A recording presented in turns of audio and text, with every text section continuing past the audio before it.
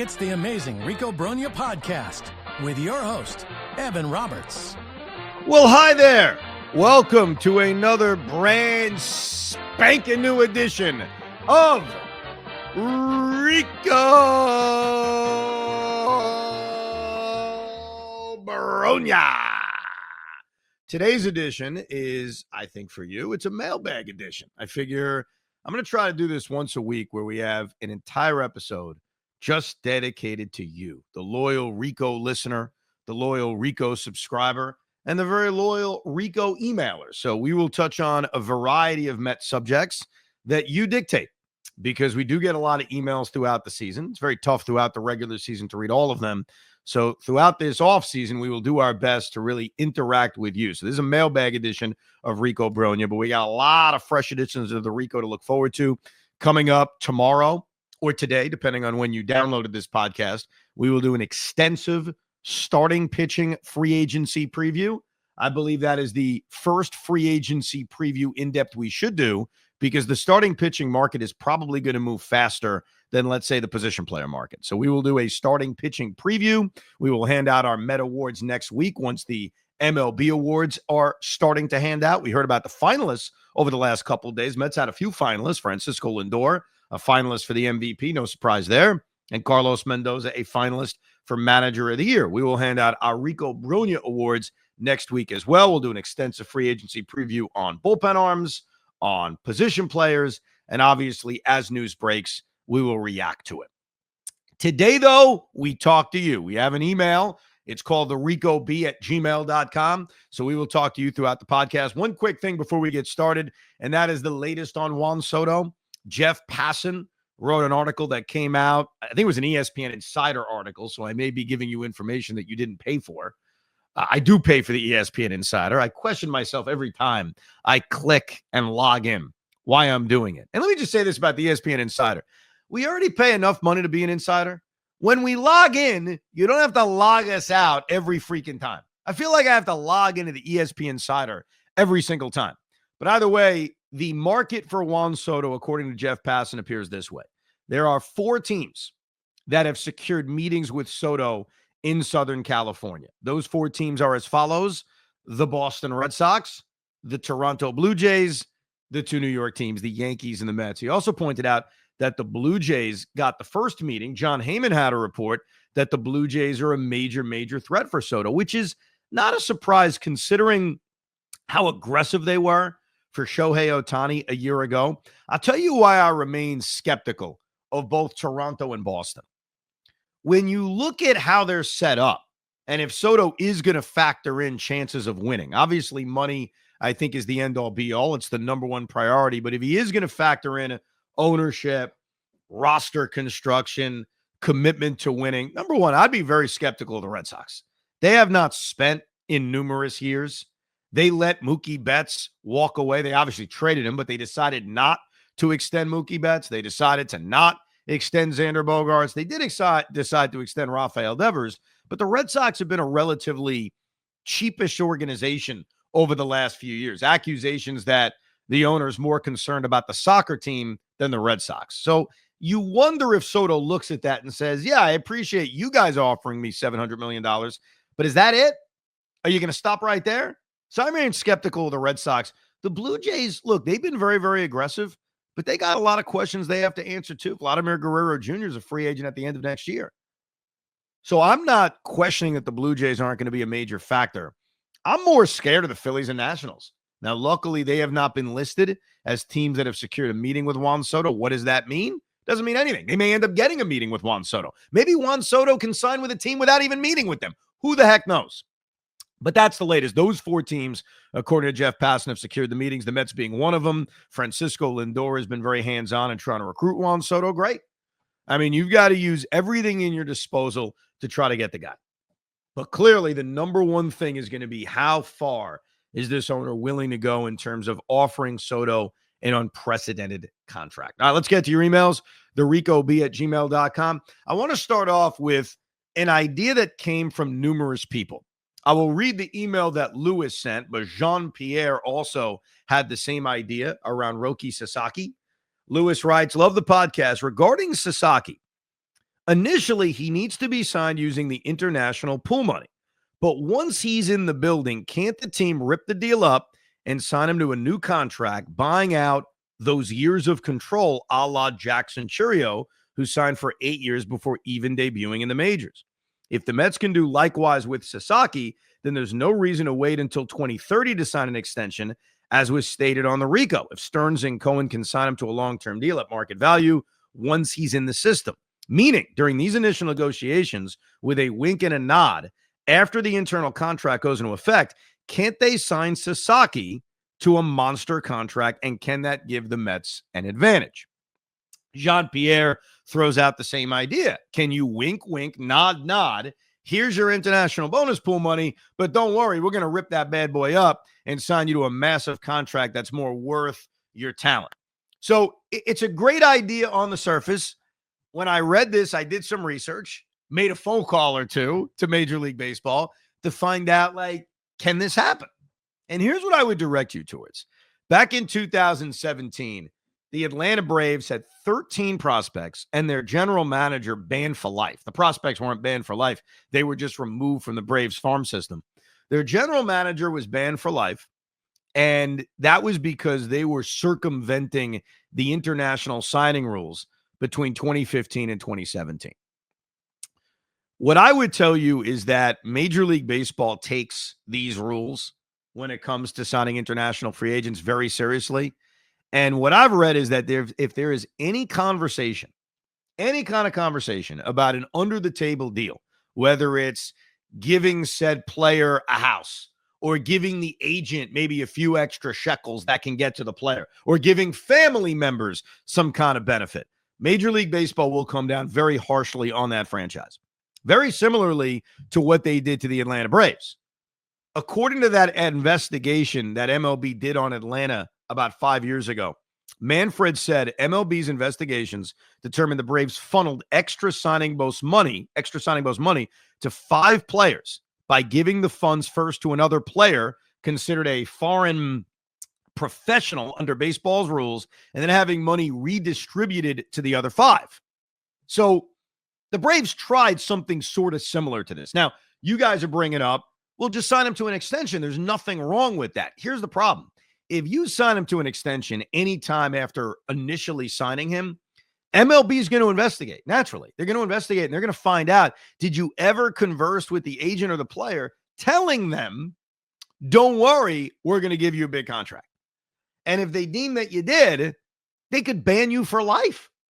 So I think those punishments against Atlanta, obviously, it's a little different what they were trying to do, but it's kind of the same. You're circumventing these rules, led to such a harsh suspension that I don't think there's a team, including the Mets, that would deem the risk worth the squeeze. So it's a creative idea. There are semantics involved because, well, okay, a year from now, sign him to an extension. How do you know you actually discussed it with him a year earlier?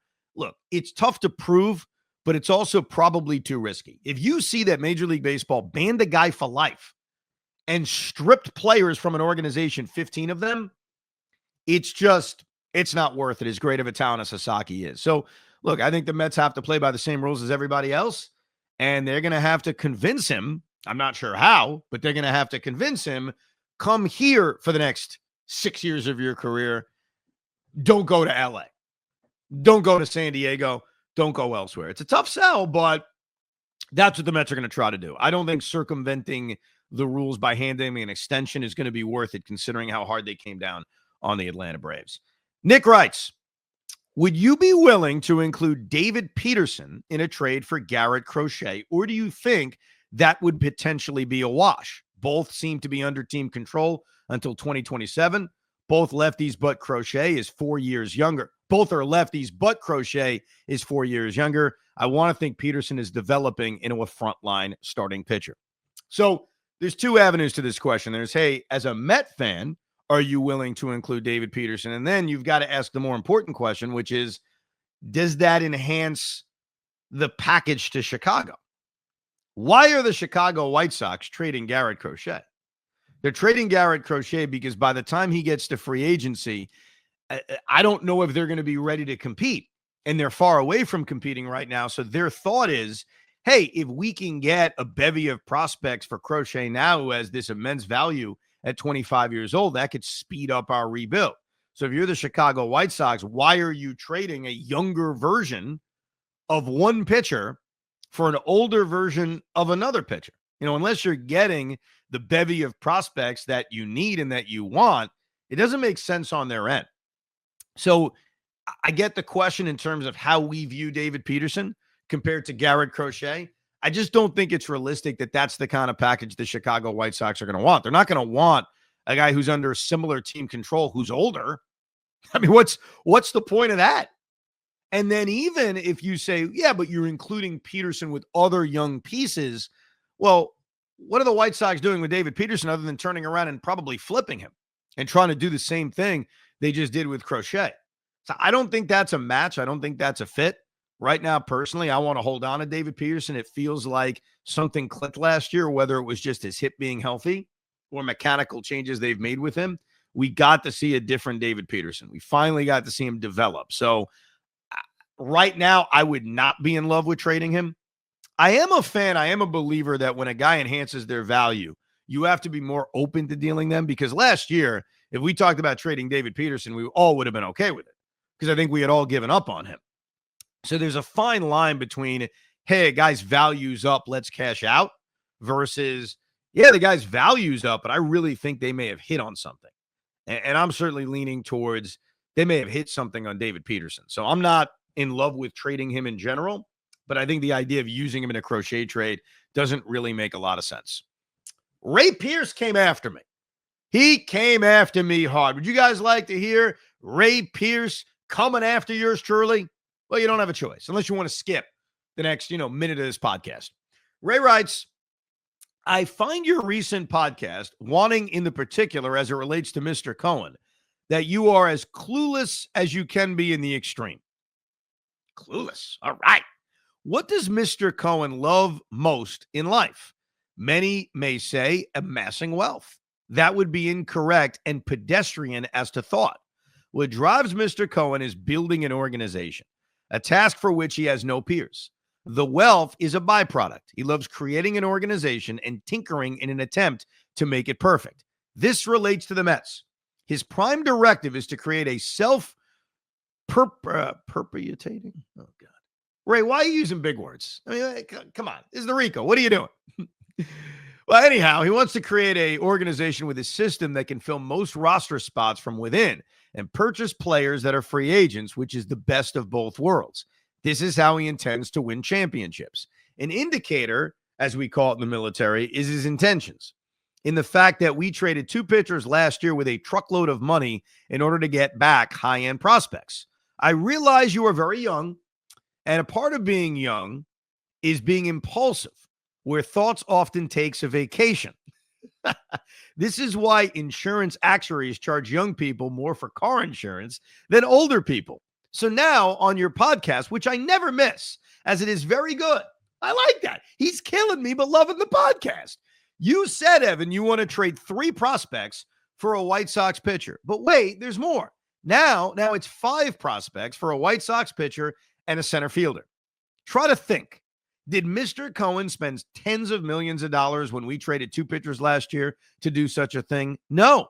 Mr. Cohen wants to build a system of prospects and add free agents. The Mets were either the oldest or one of the older teams this past season. I can see trades of some of our older players, but not our prospects. Players like Brett Beatty or Jeff McNeil can be traded, as they are not a fit on our team, but not our top prospects. I think I have been wrong before, but I think I understand this. It is not my intention to hurt your feelings or make you feel badly, as you're doing a great job and take the time to entertain and inform us. But try to think more. Look at Mr. Cohen and see how he does things and what he says he wants to achieve. Respectfully, Ray Pierce. Ray, I love the email. I don't take any offense to it. I am young and sometimes I am naive. But with all due respect, I'm going to tell you why you're wrong. A year ago, when we were doing Offseason, Rico Brogna's completely agreed with you. I didn't think where the Mets were in their franchise, it made sense to trade prospects. It's why I said on the Rico and I said on WFAN that I would not have been a player to trade for Juan Soto. I said that repeatedly. I would not be a player to trade for. I'm trying to remember who else we were banting about a year ago in terms of trades, but I was not up for it. Oh, Shane Bieber before he got hurt. I was not into it. And a lot of why I wasn't into it is what you just laid out. The Mets are building an organization, and their approach was, let's build our farm system up. Let's do it by trading off veterans, which they did, and eating salaries, which they did with Verlander and Scherzer, and let's buy the free agents. Let's try to win by buying the free agents and not trading prospects. And I completely agree with you, Ray, and agreed with Steve that a year ago, that was the right approach. But now it's a year later, and the Mets are in a different place when it comes to their organization. They're closer to winning. They're coming off the year in which they got to the National League Championship Series. They have a farm system that today is deeper than it was a year and a half ago. They feel roster-wise they're closer. They learned a few things last year. I know there's a lot of veterans who had good years who are free agents, all true, but David Peterson emerged. Mark Vientos emerged. Things changed. And I do think, respectfully, Ray, you're wrong that Steve Cohen will approve a trade. Not a ton of them, maybe not even necessarily this year if the right deal doesn't come along, but I think they are open to making prospect trades for one or two players. Now, keep this in mind, Ray, and this is where I think you're mistaken. Number one, the guy in question we're talking about is Garrett Crochet. He's 25 years old. We're not talking about trading for a 35-year-old. We're talking about a 25-year-old. That is far different. 25-year-old with team control, might I say. That is far different than talking about, hey, let's just trade a bunch of prospects for a 35-year-old. That's number one. Number two, the Dodgers. Why do I bring up the Dodgers? We've heard so much that the Mets are modeling themselves after the Dodgers. Build the farm system up, spend a ton of money on free agents to fill holes. You're telling me the Dodgers never traded young prospects for win-now players? They didn't trade for Mookie Betts. They didn't trade for Max Scherzer and Trey Turner. They didn't do that. They do it, and Steve will do it when the right trade comes along. If your argument to me, and you can certainly make it, I don't believe Garrett Crochet is the right player, that is a fine argument. He's only proven it for 1 year in his major league career. I get it. And if your argument is, I don't want to trade 3 or 4 prospects for that player, that's fine. But I think you, Ray, with all due respect, I don't want to hurt your feelings. I think you've misinterpreted Steve Cohen, that they would never make a trade of young players. Of course they would, in the right deal. Is Garrett Crochet the right deal? That's the question you have to answer, or the question one can debate. But no, I disagree. I think the Mets are positioned well, and I think that it's more likelier than not that they're going to trade numerous young position player prospects for a young controllable pitcher. I think there is a very good chance that happens. Speaking of which, David Ramos writes, what do you think of this trade?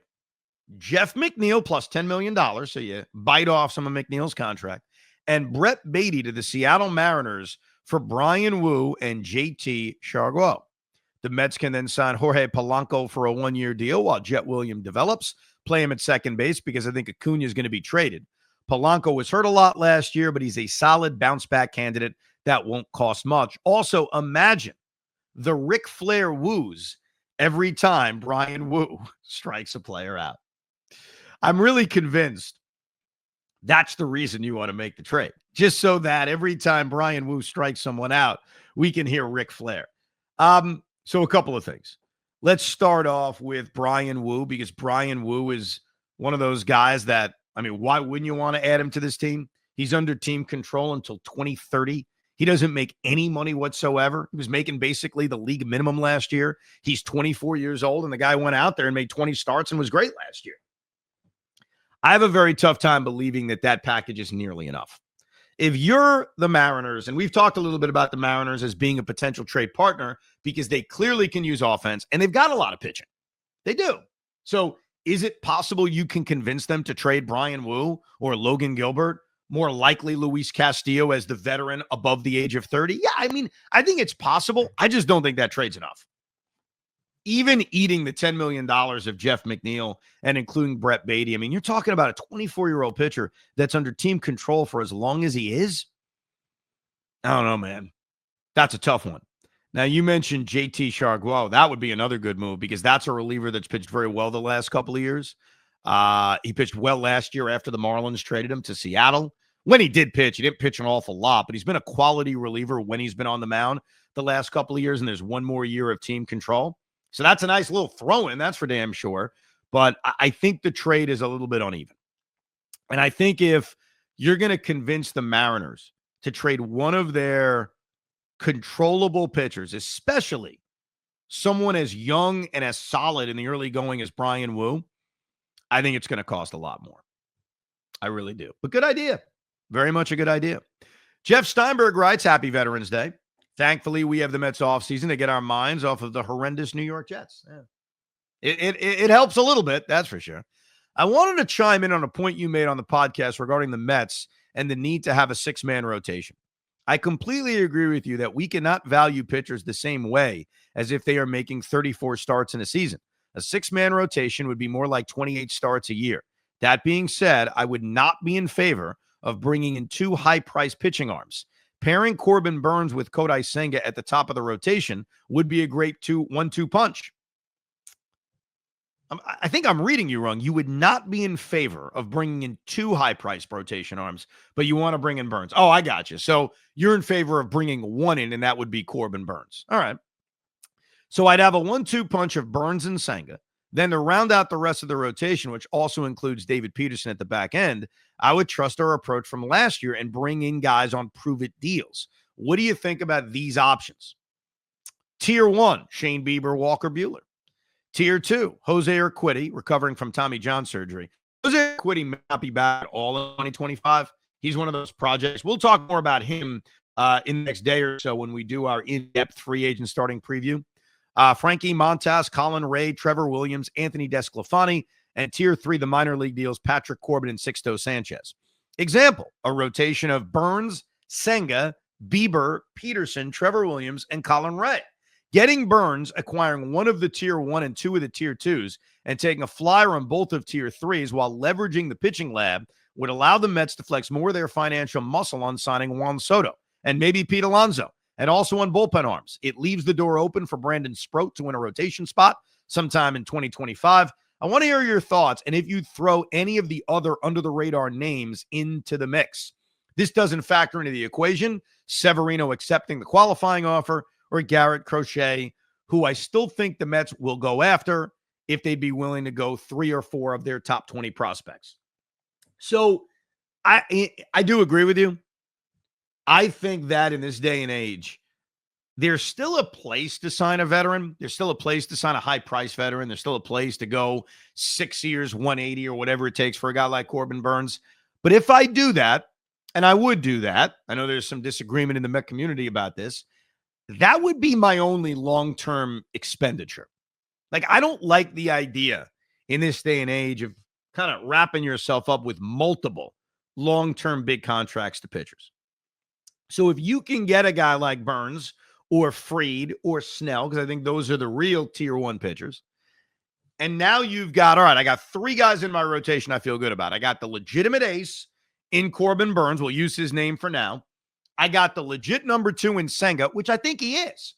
Now, there are questions about his health because he didn't pitch this past year. But if you look at what he did in his rookie year and you have some faith that he can be healthy, I think Senga's a 2 or a 3. Could he be an ace based on the way he pitched his rookie season? He could, but I'm not going to bank on that. So you've got your legitimate 2 or 3 in Senga, and David Peterson's sort of a wild card. He pitched like a 2 in the second half of last year. You could argue he pitched like an ace. And those are 3 guys locked into my rotation. What I would then do, and this is with a 6-man rotation, is I would try to add 2 other guys on short-term deals. If Sevy came back on a 1-year deal, great. If Quintana came back on a 1-year deal, great. You know, you mentioned a Walker Buehler. I love Walker Buehler on a short-term deal. I'm not sure he leaves L.A. He's a Kentucky kid to come to New York on a 1-year deal, but sure, guy like that. And I would sign 1 other starting pitcher, or 2 other starting pitchers, I should say. And then I would kind of use that 6th spot with the internal options that I have. Maybe it's Jose Budo being back in the rotation. Maybe it's Tyler McGill, who I think as a sixth guy is not bad. And it obviously leaves you the possibility that one of your younger arms can kind of step up like a Brandon Sproat. So I do, in essence, agree with you. I think there's one big money spend on a pitcher, and the rest I would try to get on shorter-term deals. Concerning the Willy Adames, Pete Alonso discussion we had, we did that on a Rico, I guess, 2 episodes ago. You can download it in the archives. It was the same episode of part 1 listening to David Stearns. If you missed it, we discussed the potential interest in Willy Adames and the fact that, to me, it becomes a choice between Willy Adames and Pete Alonso. Lee, though, has a different spin on this. Lee writes, Evan, I think I'm all for signing Adames to be the regular third baseman and keeping Pete Alonso. Having another viable option at shortstop when Lindor misses time and ages isn't a bad thing. Having Mark Vientos and Pete Alonso alternate at first base and DH is also a good thing. Vientos can also be in the mix at third base if Adames gets hurt or needs rest. The Mets survived an entire season last year without a backup first baseman, and we're very lucky Pete was able to play 160 games. This fixes that. The Mets also have a hole at DH. Signing Adames gives us the flexibility at DH and will also make it so we don't need to gamble on a one-year flyer. So, in theory, why would I have a problem with that? Like adding Willy Adames to be the third baseman and then treating Vientos and Alonso as a DH-ish first baseman platoon, and also keeping the options open that Adames can flip over to second base depending on the emergence of young players, and Vientos plays third and Alonso plays first base. Sounds great. It's great versatility. You're not wrong about that. I find it very hard to believe that that's the way they're going to spend their money. I know there's no salary cap in Major League Baseball, and sometimes in our mind, we think Steve Cohen has unlimited funds.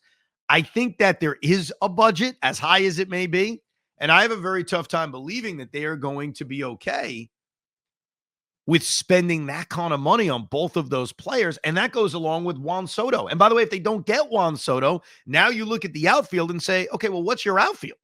Wouldn't it be better maybe to add some of the funds to that? So it's not that I wouldn't be okay with having Adames and Alonso. It's that I just don't think it's that realistic.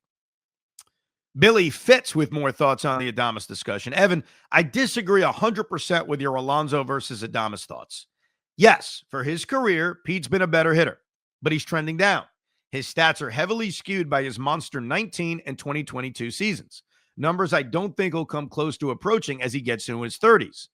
And just by going by 2024, 112 RBIs to 88, Adames to Alonso, is a major difference. 21 stolen bases for Adames is nothing to sneeze at. Only Lindor had more on the Mets. I think Adames is a better overall player when you factor in defense, speed, athleticism, versatility, etc. I just never felt Pete was a winning player. I think Adames can do more things to help you win a game. And no offense, Evan, you're a fanboy. You love Pete more because he's a homegrown Met and want him to be a Met forever. David Stearns doesn't give two bleeps about that, and he shouldn't. He wants to win. Alonso is not a Stearns guy. He's a lumbering, slow, unathletic, one-dimensional player. He's a slugger.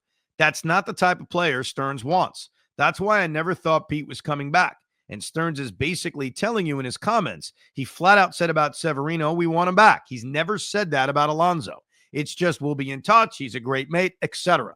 Plus, his comments about Vientos being comfortable playing first base, I doubt he'd be so open to that if he thought Pete was coming back. Also, I think Stearns' plan is to get a third baseman and move Vientos to first base regardless of whether they get Juan Soto or not, whether it's Adames or Bregman or someone else. So to the Met fans saying Alonso is a must if they don't get Soto, it ain't happening. And even if Pete's price drops, Stearns doesn't want him. He wrote that in caps. That's why I'm screaming. Met fans need to read the writing on the wall. Pete's a goner. In Stearns we trust. Now, as far as your last part is concerned, I totally get how you want to parse what David said. We listened to his press conference in the last 2 episodes and come to the conclusion he doesn't want Pete Alonso. I'm telling you what I want. I'm giving you my opinion on how to build a team. And while Pete Alonso is this unathletic, lumbering guy, you can have a team that features different kinds of pieces. Pete just being a slugger That's okay, especially when you need to hit home runs. Home runs are good. I know Mark Vientos hits home runs, but taking away the 35 to 40 home runs Pete Alonso can hit, yeah, I'd rather keep it. That's just me. I also think that when you talk about Pete trending down and Adames trending up, even as their lines are crossing, they had very similar years last year. You could argue that was Adames' career season, and it was one of Pete's worst, and yet the numbers are very close. So I think this whole trending in one way and trending the other way, like I get it, Pete's been trending down, but even as he trends down, he still had a more productive year or as productive year as Adames has had. I don't think it's a clear choice. When you talk about he does more things to impact winning, like I get it, he'll steal a base here and there. That's great. That's fine. You really telling me the 20 stolen bases are the difference? Defensively, was he really a Gold Glover? And we don't even know what kind of third baseman he's going to be. He was an okay defensive shortstop. What is he at third base? We don't even know. Pete, meanwhile, I think has always been underrated as a first baseman. I think he's solid. And yes, fanboy. I own that. I do admit that what a guy has done for me factors in a little bit more than a guy who's done nothing for me. Because when you give out that big contract, that $150 million or whatever it turns out to be, it's easier to swallow it when the guy has been productive for you versus a guy who just produced elsewhere.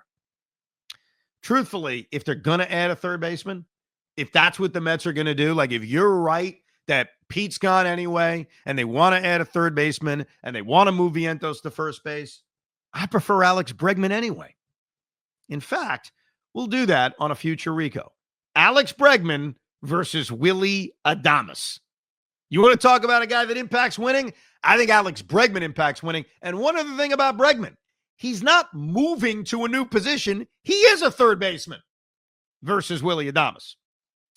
Coming up on the next Rico, I'm looking forward to this. We are going to go through every single starting pitcher that's a free agent. We've got different tier levels to each guy. We'll talk about what they did last year, how old they are, what kind of contract they're looking for, and if they're a good fit for the New York Mets. We'll go through every single name, and Hoff and I will give a yay, nay, or I don't know, maybe if we're desperate. That's coming up on the next edition of Rico Brogna. Keep the emails coming. We will try to mix in mailbags throughout this offseason. All you got to do is email us at thericob@gmail.com, thericob@gmail.com. A lot of future Ricos coming up. I mentioned the starting pitcher deep dive. We'll do a relief pitcher deep dive. We'll do a position player deep dive. Obviously, we'll pop up with Ricos as news breaks throughout this offseason. And coming up early next week, right before MLB hands out their awards, who's the MVP, the Cy Young, the Rookie of the Year, we're going to have our very own award show as we'll hand out the 2024 Rico Brogna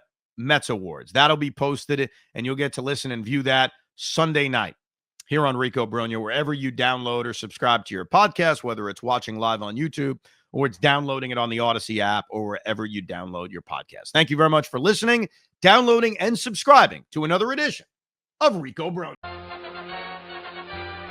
We hope you enjoyed this episode of the Rico Brogna podcast. It's amazing, isn't it?